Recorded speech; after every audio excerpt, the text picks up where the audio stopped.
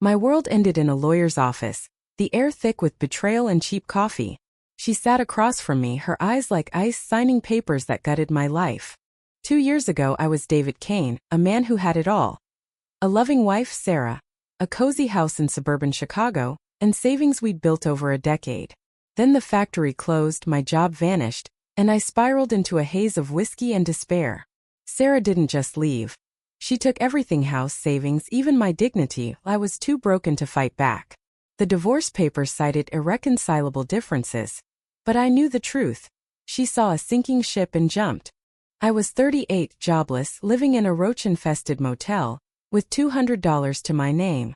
The first night alone I stared at the ceiling, the weight of failure crushing me. But something snapped, a flicker of defiance. I wasn't going to let this define me.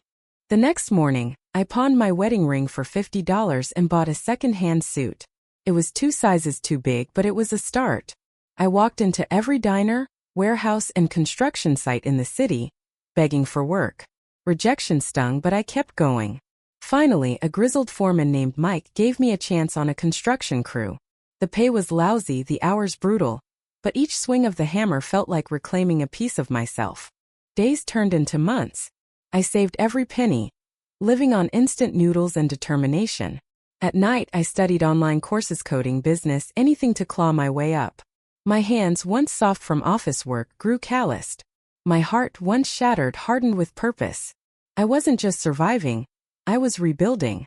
By year 2, I landed a job as a junior coder at a small tech startup. The office was a far cry from the factory, with its ping-pong tables and free coffee, but I fit in.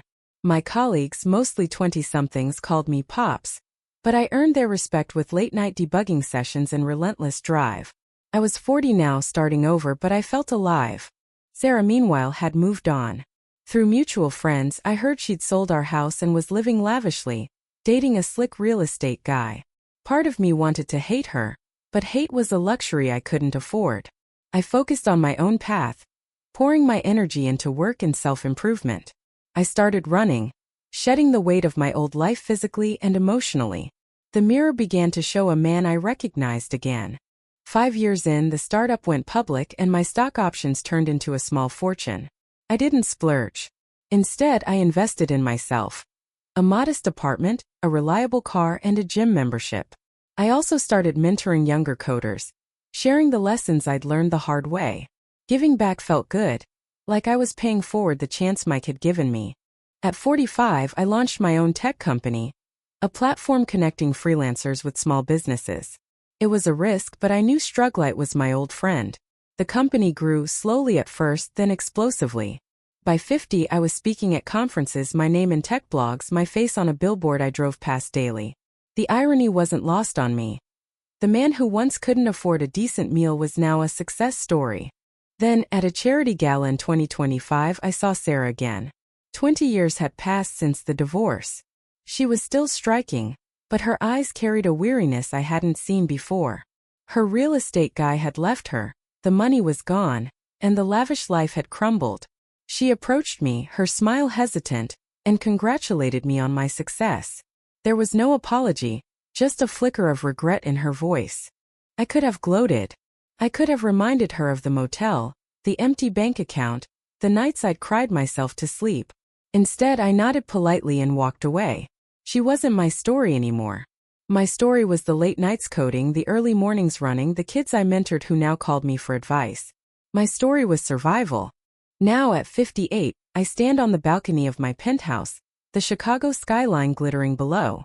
I've got a team of 200 employees, a foundation for at-risk youth, and a life I built from the ashes. I'm not perfect, scars don't vanish, but I'm proud. I didn't just level up. I became someone new. But sometimes late at night I wonder about justice. Was Sarah's downfall karma? Or just life? Did I win because I worked harder? Or because I refused to stay broken? I don't have all the answers, but I know this. Rock bottom isn't the end, it's where you decide who you are. What do you think? Was Sarah's betrayal a catalyst for David's triumph? Or did he succeed despite it? Share your thoughts on justice, redemption, or the choices that define us.